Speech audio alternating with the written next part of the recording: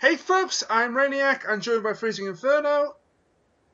Hi! And we're here for yet another Doctor Who review for Series 8. And this time we have Jamie Mathieson's second effort for the series, Flatline. What an effort. It's a pretty damn good effort.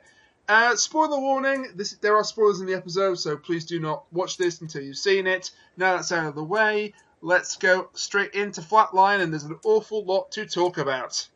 Alright, where would you like to start? How about the opening scene? Spooky. Very spooky and very short again. That's like, what, a trio now? Very short opening scenes? Well, I mean, last week... Well, these episodes were both done by Jamie Mathieson. Yes, they were. First-time writer. This was actually his first script that he submitted, but the second one aired. Okay. So this was his first story he ever did. Wow. Just bear that in mind. First-time writer, quite literally first-time writer, he pulled this out of the bag of tricks. Excellent. So yeah, the opening sequence, we have a man being absorbed into the floor, and then stretched out of the floor like Edvard Munch's The Scream painting. Oh, the Scream. That reminds me of something that was in Doctor Who once, but I can't quite remember. Why does that sound familiar? No idea. Anyway, Yeah. I like the opening. But perhaps not as much as some of the other openings we had this season. It's not going to beat Mummy. Yeah, too bad Simon from the Yogscast got killed. I knew that guy reminded me of someone.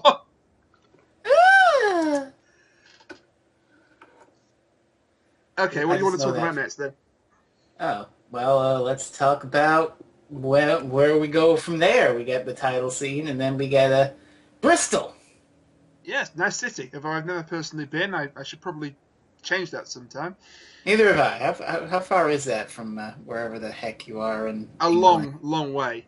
Okay. It's in the south. I'm in the north.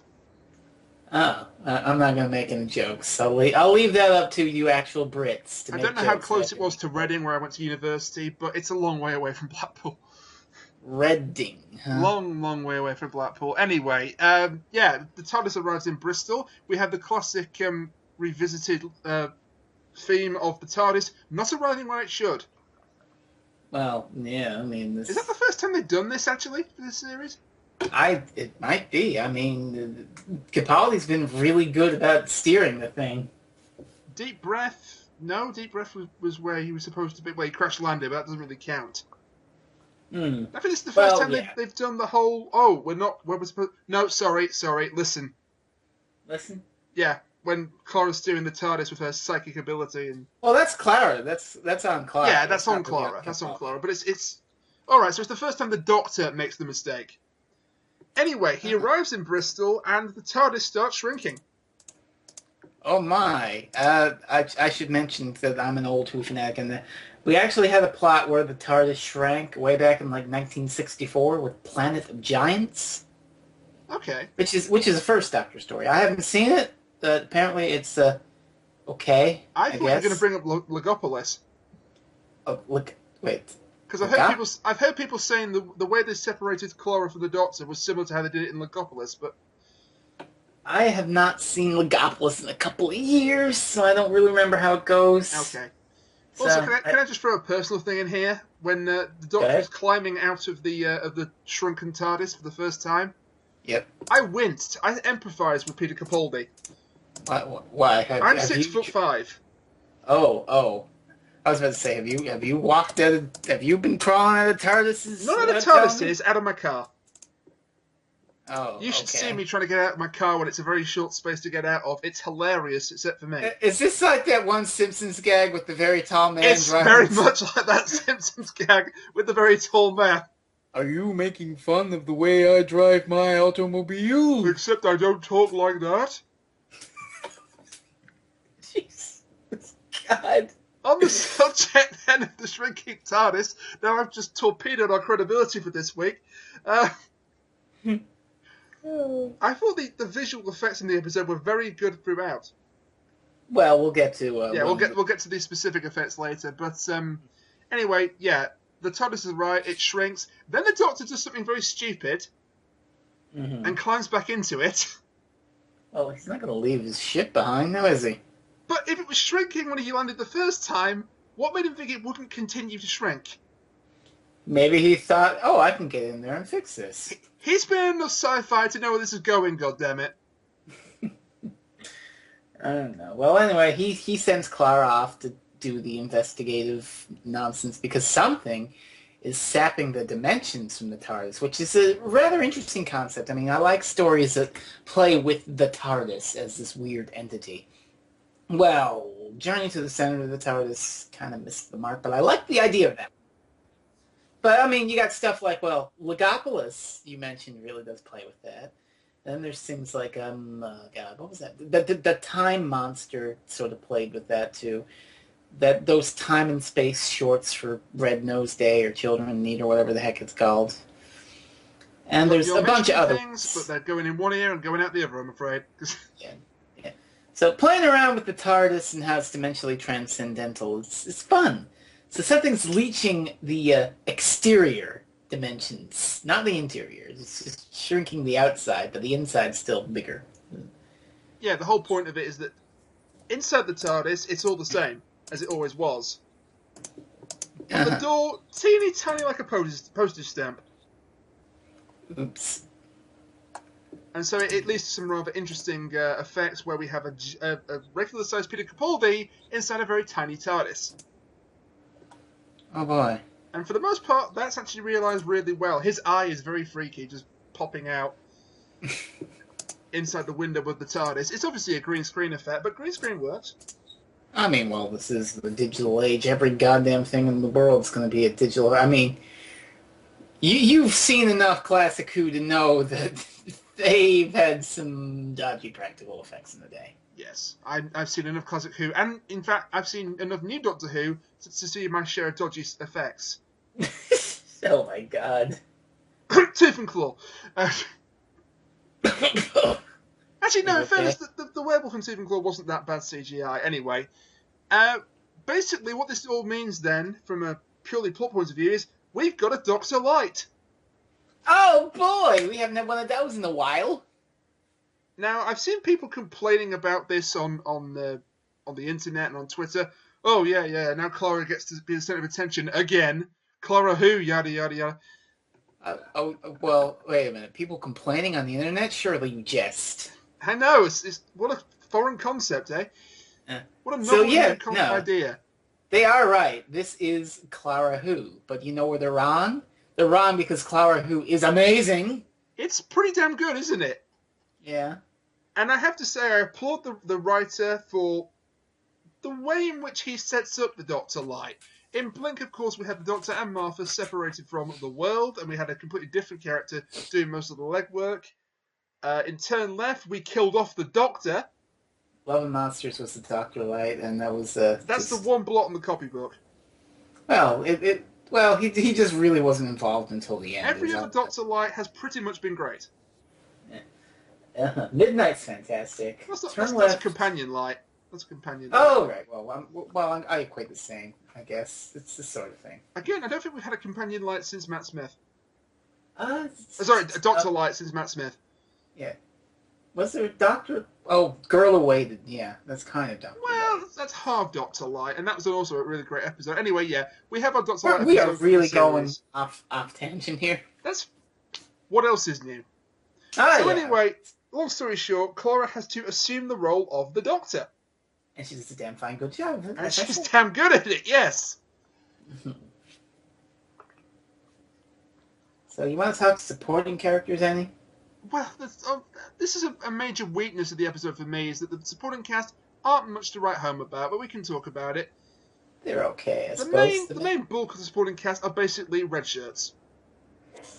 It's Doctor Who. Come on. I know. They're there to basically get killed in creative and horrible ways, and that really does happen. We'll talk about the deaths in detail later on as they come up. But there are two characters who are more fleshed out and are rather interesting. Our first is Rigsy.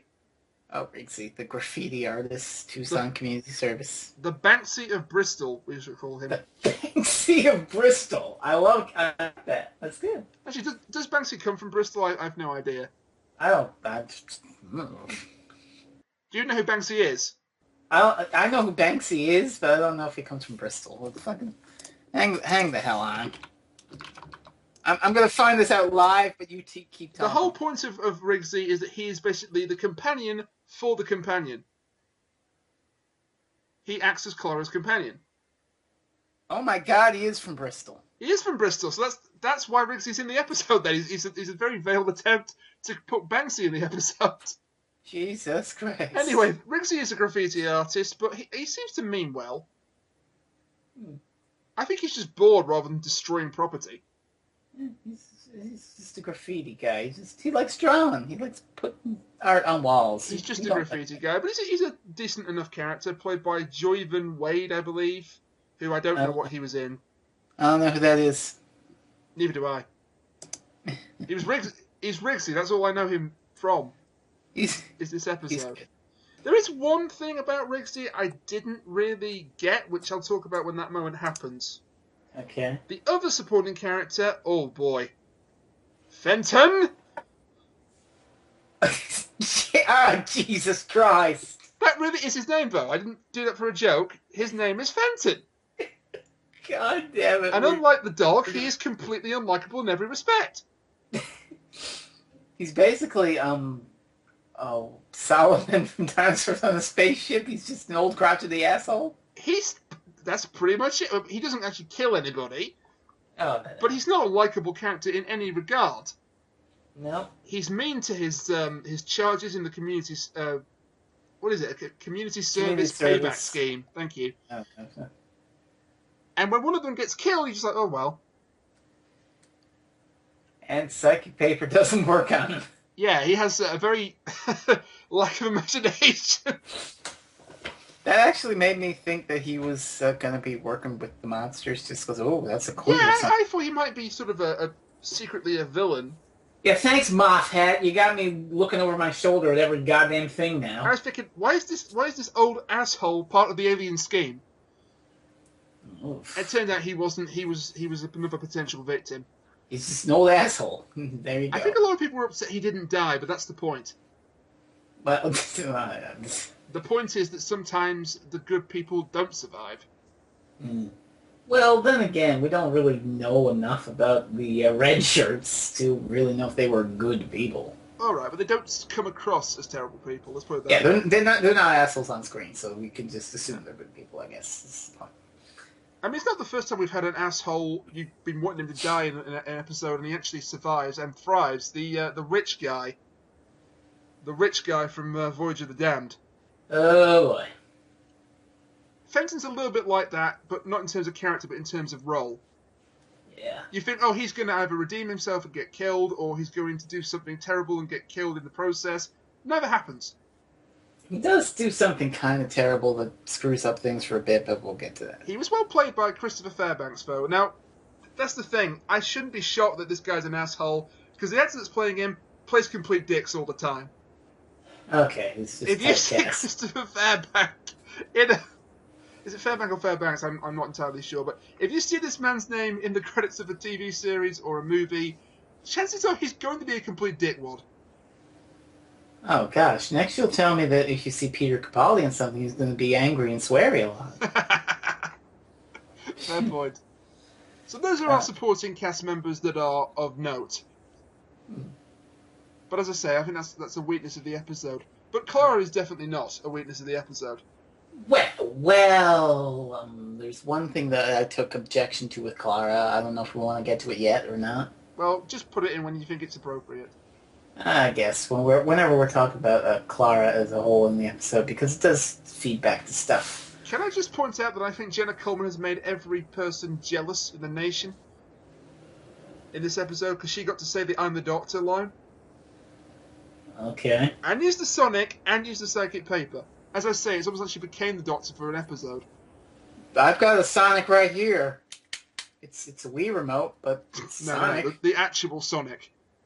Oh. I've got Sonic the Hedgehog right here. Some people have actually been convinced by this episode.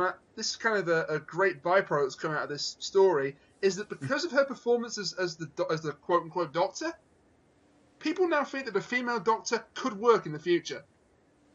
Well, good job, Jenna Coleman. She did do a fantastic job. We already kind of had a female doctor. I mean, Romana. I mean, we kind of praise Jenna Coleman's efforts on a weekly basis, apart from times where she didn't do anything. She excelled in this one. Oh, she was so good. She was thrown in right at the deep end, both as a character and as an actress, and she excelled in both. I think it's time I bring up the one thing that I had issue with in this episode. Okay, so Clara Who is a mighty fine program. I have been talking... It's fair to say I've been talking up Clara pretty much since Season 8 began, right? Yeah. Okay. So she's great in this episode. She gets those great cracker lines. She's competent as a doctor. She pulls it off flawlessly. So that's great and all, but then we follow up on the whole ending of Mummy in the Orient Express, or whatever, Mummy on the Orient Express, where she flip-flopped the one last hurrah thing and she was lying to Danny about it. So when that aired, I was like, oh, I've got bad feelings about this. But maybe, just maybe, we'll resolve it. But no, she is flat out lying to both Danny about traveling in the TARDIS and to the Doctor about not lying to Danny. I don't like it. Technically, she didn't lie to the Doctor. Well, she only said that Danny was okay with her traveling. And he's okay because he doesn't know. Exactly. But it's an admission of truth all the same. Yeah, but technically speaking, it's not a lie. And what's really interesting, actually, is the Doctor's reaction when he realises that she has, quote-unquote, lied to him. Yeah. He doesn't really admonish her for it. He does, sort of, but not quite. At the beginning, but then he says, well done, lying is an excellent survival skill. Mm-hmm. But then, of course, he has, and a terrible habit to break. There you go. So it is useful, but you don't want to do it all the time. And you could argue that maybe he's saying that he does it all the time, and therefore it's changed him as a person. Rule 1, the Doctor lies. That's not Rule 1 anymore. But we'll get to that later. No, but I don't like it. I don't like that Clara is lying to Danny. I do not like that. It's a pity it only took one episode for the lie to be exposed, because there was some good mileage in that, I think. Well, I don't know if it's been truly exposed. It's been exposed to the Doctor, but not to Danny. Although I think Danny's smart enough when he heard the screams and the shattering of glass. And the sonic. I don't think he heard the sonic. He might have. I'm not sure. But I think he's smart enough. They've not written Danny as a stupid character. No. So, yeah. I think we're going to have a confrontation next week, but I hope that it ends well, because as much as I like Clara, that is a shitty thing to do. I have a horrible thing. It's going to end about as far from well as you could possibly get, but we will see. Mm-hmm. So that's my Clara rant for now. Very good. She was very competent in this episode, but she is delving into morally questionable territory as a character. That's a very good way of putting it. We'll get back to the actual elements of the plot now, by the way. Yeah. One thing to add, by the way, Jamie Mathieson, stop stealing my ideas, goddammit. What now? The earpiece. What about the earpiece? You know one of my characters has an earpiece in one of my things. Oh, okay. And also hacking the optic nerve. Hacking the optic nerve. I swear I'd written that as a gag line about a week before this episode came out. I've in Doctor Who before, too. It has? Something like that. Okay, well, in that case, he gets a pass. He gets a pass anyway because he wrote something. I can't tell you where it came from, but it definitely sounds like something. He gets a pass anyway because it's such a great... Oh.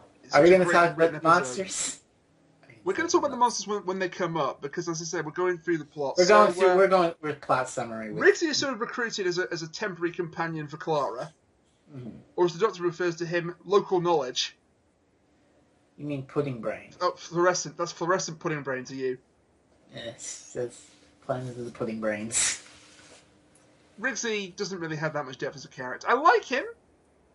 Mm-hmm. He just doesn't have that much depth as a character. Was it explained why his aunt went missing? Didn't she? Interesting. Yeah. She was one of the people that was taken. Yeah. And I think she was probably one of the people on the wall, but I'm not entirely sure. Anyway, this police woman turns up, who is so forgettable, I've forgotten her name already. PC Rollins. Rollins? Rollins, oh, I've forgotten her name too. Oh, I know her. PC Forrest. Thank you. Forrest. Okay. But anyway, her role is to die. And be there when Clara literally pulls a hammer out of her purse. That's the best sight gag of the episode. Goddamn cartoon hammer space. Her handbag, but not her purse. But other than that, it's brilliant. The PC is just talking like at length and not really hearing her. They actually drown out the sound, so you can't hear what she's actually saying. And then the Doctor just nudges her handbag, and she slowly draws this goddamn hammer out of it. They're probably in the walls. Apparently, they're in the walls. And then PC Forrest dies. And, horribly. It's... The deaths in this episode, oh god, body horror. Oh, this is terrifying. This Flat out body horror, being absorbed by your own surroundings. So again, we're playing with the whole rules that you can't avoid here. So we got don't breathe, don't blink, don't think, and now we've got a basic turning of the floor is made of lava. It basically is the floor is made of lava. Another rule for them: don't touch them. Yep. Or get the hell away from them. Either works. Yeah. So anyway, PC Forrest gets sucked into the floor, and with her leg getting crushed in the process. Which they showed in the trailer for the next time trailer, so that wasn't a surprise. What was a surprise of what came next? This drawing appears on the wall behind Clara and Riggsy. Looks like some sort of nice little landscape, like trees and a lake or something, but then the Doctor says what it is. It's the woman's nervous system. Oh my god. That poor woman. Ugh. They flattened her nervous system out and put it on the wall. What in the name of God? And they did this another time, don't they? Another victim, they hollow out his skin and put it on the wall. So, we should probably explain what these things are. Yeah, alright, let's talk about the boneless. Yeah, well, we don't know that they're called that, but they're just things. Let's talk about the monsters then. Okay.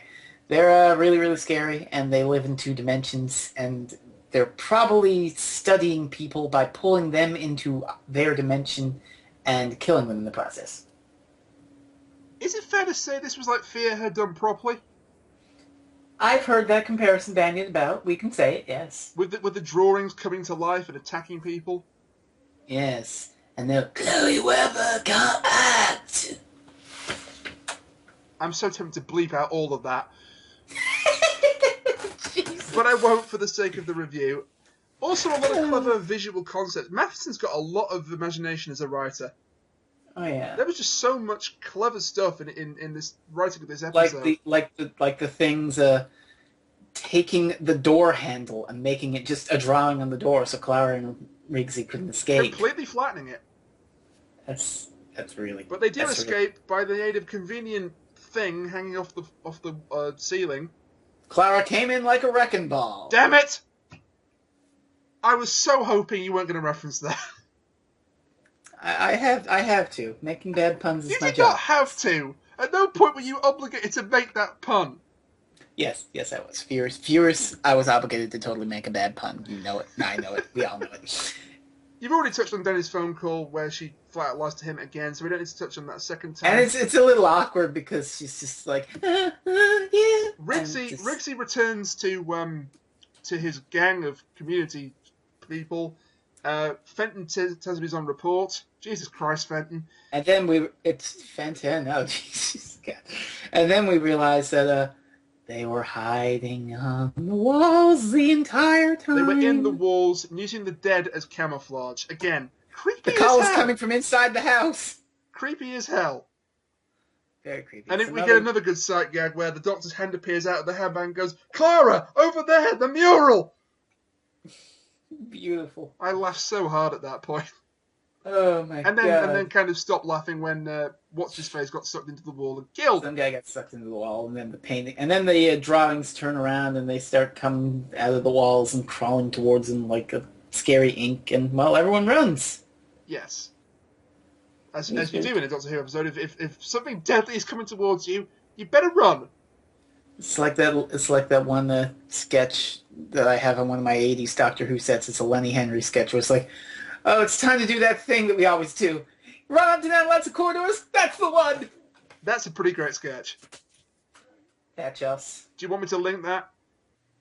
Yeah, you can, I guess. It's a Okay. pretty fun sketch. You don't need to know much about 80s Doctor Who to see it. Can we take a quick detour before we get into the next part of the plot, by the way? Absolutely. I flat out loved the double nature of the dialogue between the Doctor and Clara. Flat out? Oh, God. Now who's making bad puns? I am so sorry, that was completely unintentional. But yes, if you listen to the dialogue between the Doctor and Clara, at least in the first half of the episode anyway, it's very clever. It's got a double nature to it. When Clara is acting as the Doctor, he says, "You really do throw your companion's ear at the deep end, don't you?" He's talking about himself. Oh, boy. When he's talking about Clara, he's actually talking about himself as well. Yeah, and Clara does this as well, doesn't she? She says, "I don't quite know how I got the title of Doctor. I think I just made it up to make me sound more important." They're just sort of snarking at each other. Well, that Clara line. Which earned a great line from the Doctor. "Oh, hilarious, Dr. Oswald." Anyway, back to the plot then. Now we move into the red shirts get killed one by one portion of the program. I don't even know how they got the second guy. He's just standing there, and then all of a sudden, they got the second guy. It took me a second watch to see this. It was a bit like one of those Magic Eye puzzles. Oh yeah, I know that's how it happened, but we never actually see the moment that they sneak up, that this thing sneaks up. He doesn't even make any noise. It's just... That's the whole point. It kills him so quickly he doesn't have time to cry out. Jesus. He's basically how does he even do that? He's basically split in two. Everyone else at least goes, "Wow!" and then they're gone. Yeah. But this guy is just sucked up silently. He was basically two deeds split in two and then dissolved. Ridiculous. It's still a little hard to tell, I think, the way they did it. It's a very clever effect. But the whole thing is that the various deaths, I like that the various deaths, while it's the same way of doing it, they were done differently. So we had somebody being sucked into the floor and then becoming an Edvard Munch painting. Somebody's leg was crushed, then they were absorbed, then their nervous system flattened out and put on the wall. Guy whose name I can't think of got sucked into the wall. And then, perhaps the most scary part of the entire episode, as you know, we'll save the final one for later. Oh, okay. Yeah, because in the meantime, the Doctor has devised a new gadget to try and help the gang. Oh boy, the 2DS. That's the 2DS. It's 2 dimensions in space. We're talking about bad puns. The episode's doing it for us. It's 2 dimensions in space. I was just grinning like an idiot at that. Yeah, she's going 2DIS. 2D. She goes, no, it's the 2DS. Oh, for God's sake! I like Clara's name, the D flattener, personally. Oh, and then we get the that shot. Oh my God! Yeah, so she uses the 2DS. I don't call it 2DS then. She used the Nintendo Games Console, the door. Clara, don't play Smash Brothers. We've got to stop the bonus. Oh God! She uses it on one of the doors that has been flattened by the monsters. It doesn't work. And I like the fact it doesn't work because this prevents the gadget from becoming a Deus Ex Machina. Mm-hmm. It needs a few adjustments in order to work properly. While the Doctor's adjusting this, red shirt number 3 gets grabbed by a giant hand. Oh my God, my jaw dropped when I saw this. It's just, you're just standing there all of a sudden. The first time I saw that, I knew this was coming, or I should have known this was coming, because they show it very briefly in the TV spot for the week. Caught me completely off guard. Oh my God. And I'm not afraid to admit, scared the shit out of me. I didn't have the shit scared out of me, but I was just more like, oh my God. I mean, on rewatch, you can actually see the hand creeping up to him. Which might be worse. On first watch, you don't notice that. Which might be worse, actually, if you can see it creeping up on him behind him. Oh, yeah, that gives you a little moment. The effects were a little off before he got grabbed, obviously, because it was a green screen CGI at that point. But, my God, that was an effective shot. And when he gets grabbed and he's being dragged off, you notice that the screen went white. Yep. And I thought, oh, here's Missy's guest. Did you just vomit? I may have thrown up a little. I hope not. What's so wrong about Missy? That's not... Well, we can save that for when she actually... Anyway, no, he didn't meet her. He just got killed off. And Missy appears later on. And then, is this the point where the boneless Yes, you can talk about the materialize? boneless now. Jesus! Oh, I love them. Is this the point where they materialize? I'm just asking the episode's chronology This is the here. point where they materialise through the goddamn floor. Oh, this is a great effect. They're just using like the bodies of everyone they've killed, but they're shambling. They're like shimmering.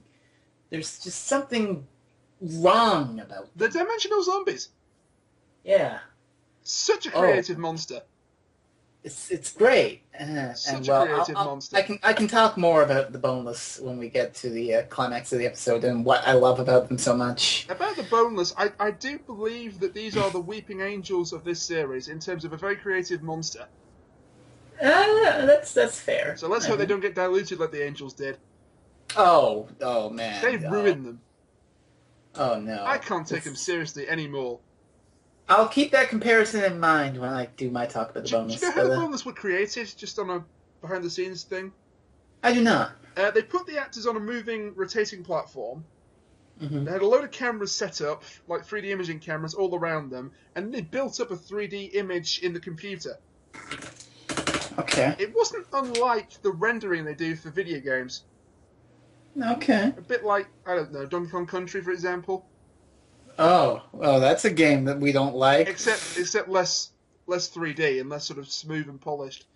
So it means that the actors, when they were facing the boneless, they had nothing to react against. They did good. You couldn't tell. I just thought it would be. For all I know, they had like a guy with a pole saying, "Right, react to this," but apparently they didn't. They just had. I would have figured they would just have some guy in like a green screen suit. No, you mean like when they had to react to the pterodactyl in Torchwood? How dare you mention that show to me? It's worth it because John Barrowman tells a very funny story how when the pterodactyl is there and it's attacking the monster we cannot name for contractual reasons. And John Barrowman's laughing about how, in order to react to the thing, they have a guy with a cape on and a big stick with a pecker on the end. Jesus. And they had to keep reshooting that scene because the actors were just corpsing.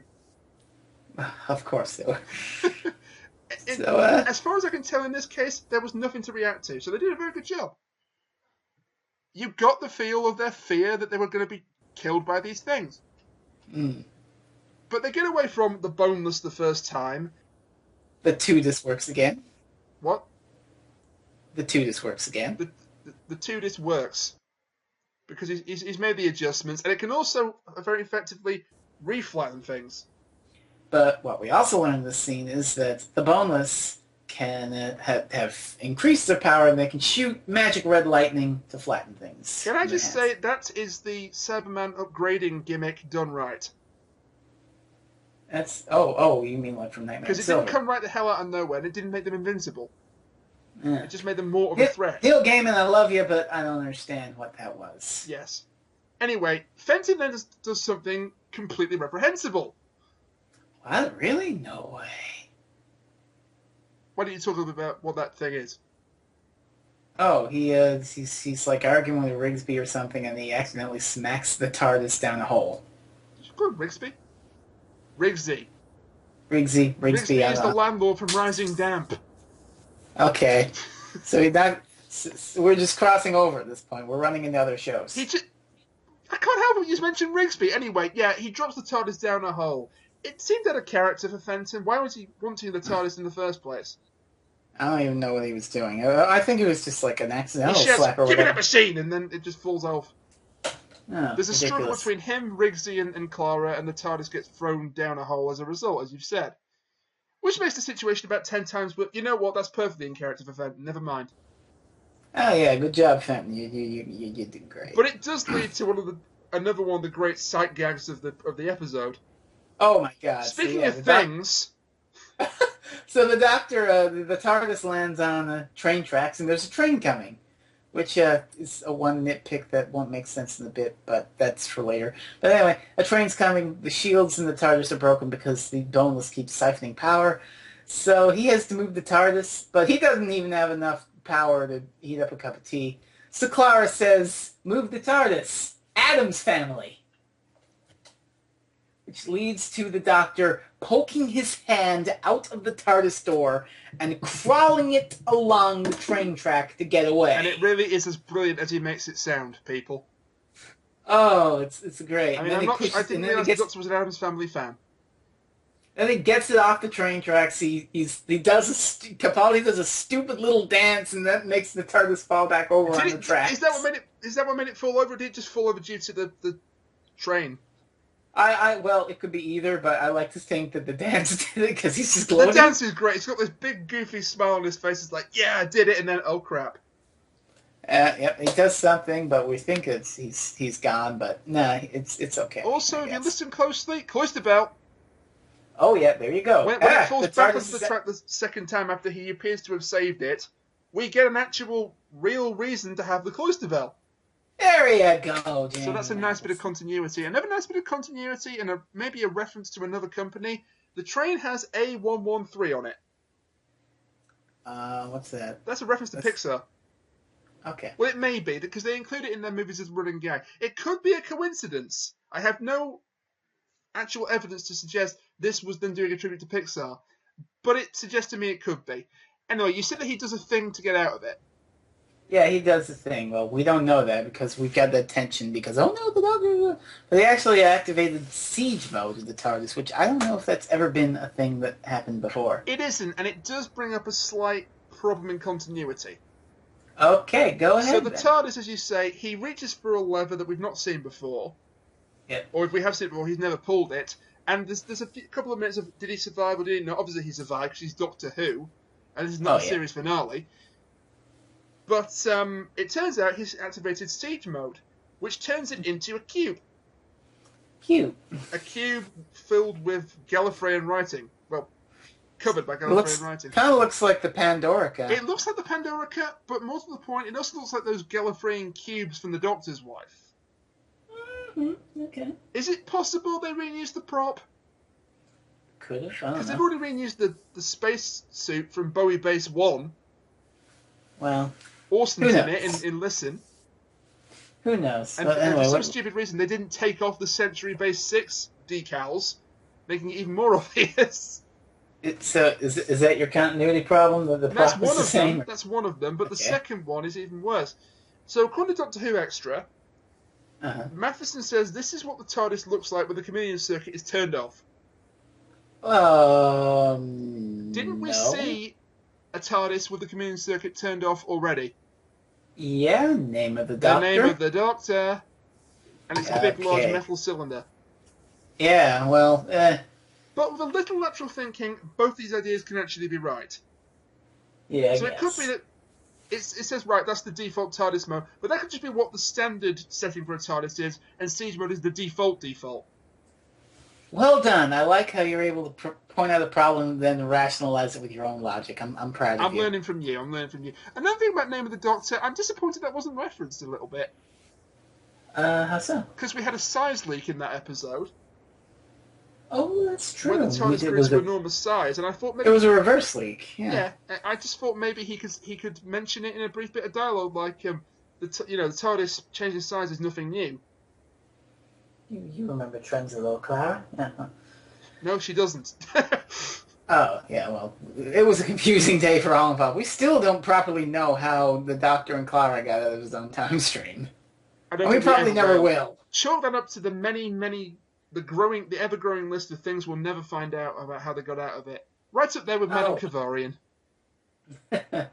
Oh, well, maybe somebody will write a book about it one day. Maybe that someone will be me, who knows? I meant like an official book. Well, thanks for the vote of confidence there, Fresno. Well, you got to get published first, so worry about that before you worry about writing a Doctor Who book. I'm joking, you goober, right? Anyway, the train has possibly run over the Doctor, and then another train turns up. Okay, now this is where my little continuity error comes up. Okay, so this other train is coming, and Clara does her sonic screwdriver thing and flex on the driver. Okay, this train is completely empty, right? Yeah. So what the hell was it doing running around? That's easy. It's being moved to the depot. Okay, Thank you. You do get unmanned trains with just a driver and maybe a conductor in them, as they're either taking them to the station or just giving them a run round to keep the wheels going. I don't know enough about British tube service. It's okay. It's one of those that I can sort of paper over the cracks, and it doesn't really bother me. You are learning from me. I'm so proud of you. And despite him being a very minor character, I rather like the train driver. Oh, yeah. So anyway, they get the idea. So anyway, at the other end of the tunnel, the boneless are doing a thing. So they get the idea to ram the boneless with the train. Riggsy goes in to drive it and sacrifice himself. And then Clara has this wonderful little moment where she just takes her hairband and sticks it to the lever to keep it in place, and then just says, "Oh man, I'm going to miss that headband. I'm going to mourn it. Thank you for sacrificing yourself to save my headband." I don't know enough about Dead Man's Handles, but I'm going to assume that worked. Yeah, that would work in real life. Yeah. I got a problem with the Riggsy sacrifice, though. It's like, why? Came right out of left field. Why? It wasn't a reference at all in the dialogue that he had like a suicidal streak or he wanted to save the world by sacrificing himself. It's just like... If he mentioned his dead aunt more, then maybe he was going to do it to get revenge for that. You see him sort of sneak off to get in the train. Why? I don't know, but he tries it, and Clara uses her hairband, and she leaps out of the train with Riggsy, and the train thing does absolutely nothing. That was great, by the way. That's a really nice hairband. I'll take it, I'll look at it, and I'll always remember the man who died to save it. But it turns out that she actually needs Riggsy, and that's why she saves him. Yeah. But we'll get to that in a second. Yeah, Riggsy was essential to the resolution of the plot, which we're getting to. The thing about the train, though, there's two things about that. Okay. There's a very nice example of what's called a match cut in this scene. Clara sonics the train, or flags down the drive with the Sonic, and then the next shot you see the driver's window with a green light. Cool. Green light of the Sonic, green light of the signal. That's called a match cut, and that's to increase the continuity of the action sequence. Increase the polarity of the neutron flow? No. It's to give you a stronger sense of continuity. And in this case, it worked very well. I also want to point out I kind of like the train driver. You already said that. No, I want to say why I liked him, because I had him marked down for a red shirt. Uh-huh. And actually, I'm glad he survived. And also, he had a rather good bit of dialogue. Is this official? I always wanted to ram something. It's great. I imagine train drivers up and down the country were looking at that guy and thinking, I am so jealous of you right now. He didn't get to ram anything, though. It was Riggsy. Yeah, true. Or actually, glorious hairband. Never forget. He'd rather... R.I.P. hairband 2014 to 2014. Oh, my God. Actually, I think the driver was probably relieved he didn't ram it because he would have died. That's true. Because the train gets, 2D. Absorbed. Yeah. Two-dimensioned. Anyway, Clara finds the TARDIS, and then they go into a room and they try to discuss what the heck to do, and then... The glorious resolution. Oh, she gets a plan. I love that Clara has this plan. She takes all the facts that she knows that the doctor's been telling her about the boneless, and she comes up with a proper plan. And it's a really good one, too. You don't mind if I go into it to you? Please do. Okay. So, she has Riggsy do a little spray painting graffiti. So, Riggsy's skill set is important to the resolution of the episode. So, she has him graffiti up on the back of a poster for Bristol a pretend door with a little handle. She then sticks it on the wall, and on the other side of the wall, she puts the siege mode TARDIS, which we didn't mention, but the Doctor doesn't have enough power to change back the TARDIS from siege mode. And he's also mentioned that if he somehow restores his power, he can fix everything and deal with the boneless. So she sticks his poster on one side of the wall, and then sticks the Doctor's little siege mode TARDIS on the other side. So the boneless come up, they see this door, and I guess they go into their must get people, open door, and they shoot the door, and they try to make the handle 3D so they can get in. But the whole thing is that there was never a door there. It was always a drawing. So the energy just sort of courses through the wall into the TARDIS and restores its dimensional capabilities. Telephone, and then the Doctor pops up. TARDIS is back. Let's save the day. Yeah, it really is a great resolution, and I love the fact that Clara was able to think for herself when she was cut off from the Doctor. That's great. Rather That's than competence. That's what I was talking she's about. not just his proxy anymore. She's her own person. Mm. And this also leads to something that I know a couple of people have been clamoring for. Capaldi gets his own little "I am the Doctor" moment in this one, And it is amazing. Oh yeah, it's great.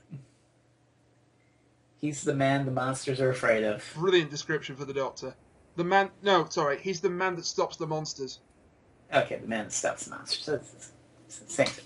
Yeah, but it's great. He's snarling and he says this plane is protected and all this stuff. And he names them as the Boneless, and then he just banishes them with his Sonic. And they saved.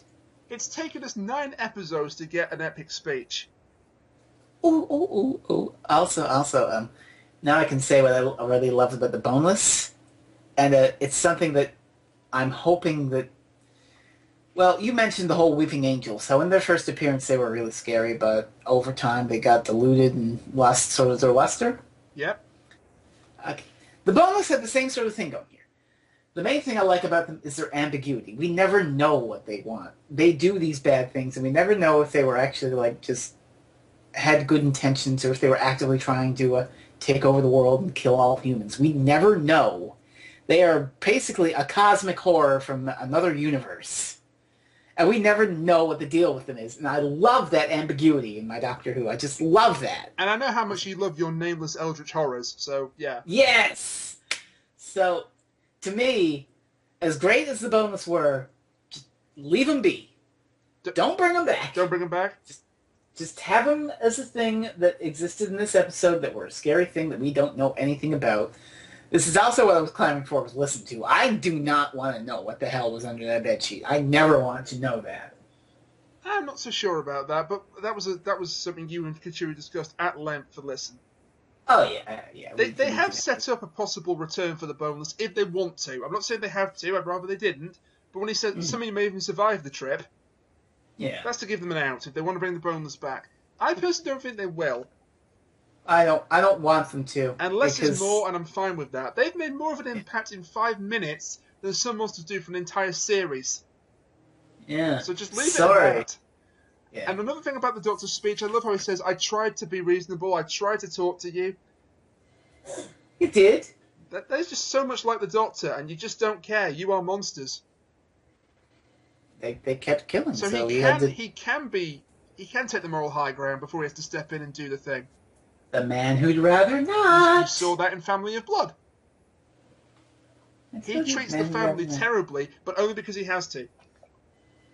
Oh my God. And actually, in some respects, he was trying to be kind by keeping away from them, but they brought it to a confrontation and he had to deal with them. And the same thing here. He'd rather just leave them alone, but the Boneless instigate the fight. He has to end it. Yep, that's what he does. The CGI did look a little wonky when the TARDIS is coming back out of siege mode, but it looks a little. I was just so pumped up that I didn't really. Other than that, the CGI was terrific throughout. That's the plan. It's working. Yeah. Also, if I can just point out briefly, the first time I watched the episode, I couldn't hear what the monsters were called because the sound was a little bit wonky. And Capaldi's accent is a little weird. And somebody that was with me watching it said, "Did he just call them the bogies?"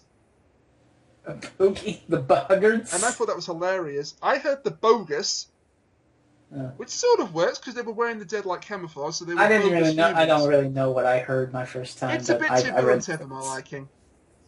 Yeah. But it's the Boneless. It's not the best name for them. I suppose it's because they don't have bones because they're flat initially. Yeah, true. It's a good name any for them. I don't even know if they really needed a name. I mean, it's just... Also, did you notice a slight continuity error with Peter Capaldi? Not really. His hair? Not really. And how it magically got about 12 inches shorter, 12 minutes from time? Interesting. Maybe they had to refilm parts of the episode and he had gone and got his hair cut by then, I don't know. Well, speaking of hair, Jenna Coleman had her usual cut again. Yeah, she did. She looked terrific in that jacket, by the way. Oh, she looked nice. They tried to make her look like the Doctor as much as possible without her actually being Jenna Coleman always looks nice, though. And I love the symbolism at the end when she throws the Sonic back to the Doctor, and it's almost like the roles have been resumed again. Passing the torch. She's back to the companion, he's back to being the Doctor. There you go. And then we get our resolution. And a rather shocking moment, it has to be said. Bonus points, by the way, to the guy who played the train driver. Kissing the ground. Kissing the ground. If I'd been saved from a terrible disaster, I'd be doing just the same thing. Mm-hmm. Come on now. And also the way that he sort of looks at the Doctor is like, I'm glad you saved me, but I'm terrified of you. That's true. So bonus points to that guy. But then Fenton shows up. Oh my God. Yep. That was shocking. What an ass. It's like, yeah, but the great tree survived. The objective is to save them, not the brushwood. And then the Doctor says, yeah, a lot of people died and maybe the wrong people survived. Thank you, Capaldi, for channeling my reaction at that point. It also shows he does have morals. Yeah, slightly twisted morals, but morals. Yeah. So then we get to that one line where Clara is asking the Doctor to admit that she was good, and he says, "You were an exceptional Doctor. Being good had nothing to do with it." The foreshadowing is strong with this one. Now, there's many ways to read that line, but the way I read it was sort of a condemnation of her doing the lying thing, because she was an exceptional Doctor, but the whole lying to her boyfriend thing, that's not good. I didn't take it like that. I took it as a criticism of himself. That's the beauty about that line. You can take it a lot of ways. It's multifaceted. Double meaning again, and also a nice tie into the Dalek when he said to Clara, "Am I a good man?" There you we go. Have our answer. He doesn't see himself as a good man, and just when you think the episode is over, oh my God! Everyone's favourite Psycho Sue White lookalike, Missy turns up, and we get the best scene since The Caretaker. What? Well, alright. Maybe not as good as The Caretaker, but it's better than just her showing up when a random soldier dies into the Dalek. I don't know how I feel about that, but go on. Well, alright. So this is going to have huge implications for not just the finale, but perhaps the entire direction of the series to date. She's there holding an iPod. Yes, they have iPods in heaven, apparently. iPads. Did I say iPod? Yeah. Sorry. She's there holding an electronic device made by Apple, and it's an iPad, and she says, she's obviously monitoring Clara, and she goes, "Oh, Clara, my Clara, I have chosen well. WTF.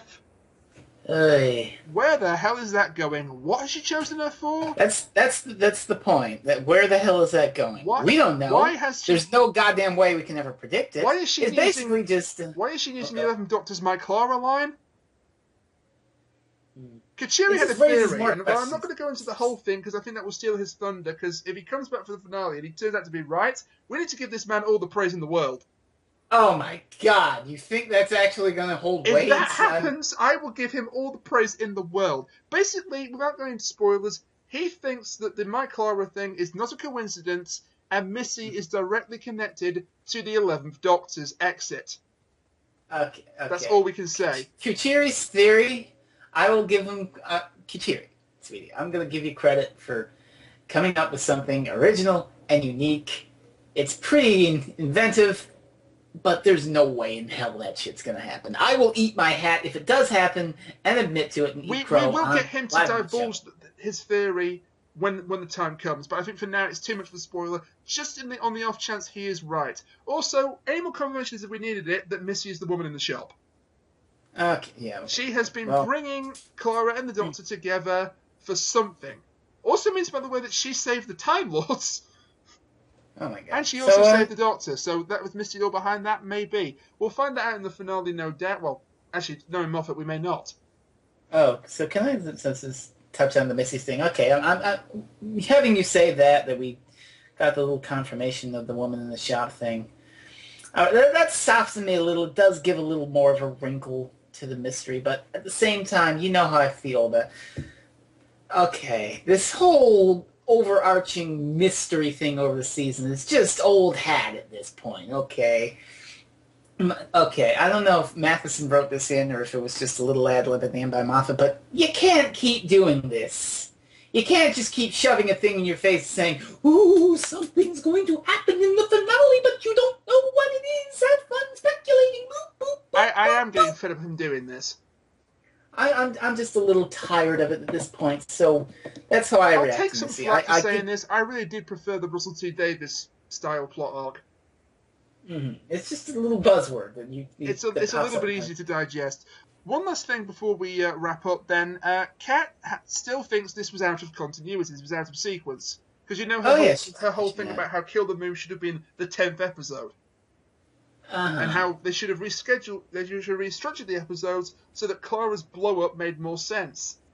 Well, like you said, Flatline was written first, and then Mummy came after it. Yes, absolutely. So maybe that was the point. I Maybe personally believe this that's should have been immediately after the freak out of Kill the Moon, and then this was where she forgave him and realised that she needed the Doctor. yeah. I mean, it was really jarring just to see Clara back all of a sudden in Mummy. I'll say Either that. way, we may have a point that it was out of sequence. But Maybe. your mileage may vary on that idea. So overall, that was an excellent episode. I would put it in my top three. It's in my top three as of the it stands. series. It's not top, that's Mummy. And barring a I don't know. monumental effort from the last 3 episodes, it's going to continue to be Mummy. But My top for this series so far is Listen, but this probably would go at a number 2. and then what's the third? Oh God, I don't know. I would have to pick one. The others really didn't super stand out for me. Let's go with Mummy. For what it's worth, mine are Mummy, then Robot of Sherwood, and then this. Yeah, Robot of Sherwood's fun. But this might bump Robot of Sherwood down a peg if I watch it again. Yeah. Also, the writer needs to come back. Oh my He God. needs to come back in the worst way because take on Moffat's old role of doing one brilliant story per series. I shared this to you on the Skype, but the Something Awful thread said it best. They were talking about how, oh my God, Jamie Mathieson needs to be the new showrunner. And someone gave the reply, nah, I don't think we need to have him be the new showrunner, but Moffat needs to chain him to a desk and make him write half the episodes each series. Well, he's penned 4 of them, and 2 of them have made it to TV so far. So theoretically, there are 2 scripts out there they can easily adapt. Goody. By the way, I'm just looking at the time. My God, we talked a lot about this episode. The plot holds up, I think, with a few minor holes that we talked about. I mean, well, then again, it's us. No offense, but Kat and Kuchiri really are the ones who are sort of are plot hole pokey. The visual effects were stunning throughout. But a couple of technical creepy hiccups. episode. It had a couple of technical hiccups. It was a creepy episode. It had a very hyper-competent companion, and a couple of little hiccups for me personally, but you didn't seem to mind. My main problem was just the forgettableness of the guest cast. Yeah. Apart from Fenton. So, it was great. And next time, I don't know what we've got. In the Forest of the Night. We got wolves and kids and tigers and Danny. I know that this one was written by Frank Cottrell Boyce, who is a famous writer from Manchester. He's done children's books. He's won the Carnegie Medal. He's written sequels to Chitty Chitty Bang Bang. He's written film scripts and TV screenplays. So he's a pretty established writer. Children's books, you say? Okay, then I think I kind of know what I might expect. It might be sort of a whimsical sort of fantasy thing, kind of like Matt Smith's. If we look at the trailer, we see that Doctor and Clara arrive back in London. It's over with plant life and wild beasts like the wolves you mentioned, and also a tiger. Danny's back. There's a bunch of kids. Kat will be happy about the fact Danny is back, and the fact that he appears to be actively involved. She will not like the fact that the kids are there. Did she hate all kids, or did she just say like Courtney? Child actors if they can't act properly. Oh. Well, maybe they can act properly. I think we'll have to reserve judgment until next week. Come on, Cat positivity! Stephen Moffat has referred to this episode as an instant classic, but I'm going to ignore that because I do not want to get overhyped and then feel let down. God's sakes. Yeah. We'll wait for that, Steve. So I have no idea who will be reviewing the episode next week, but next week we will be doing in some form In the Forest of the Night. Until then, I've been Rainiac. And I've been a big idiot. A.k.a. Freezing Inferno. That's Thank you very much for your time, ladies and gentlemen, and good night. Bye.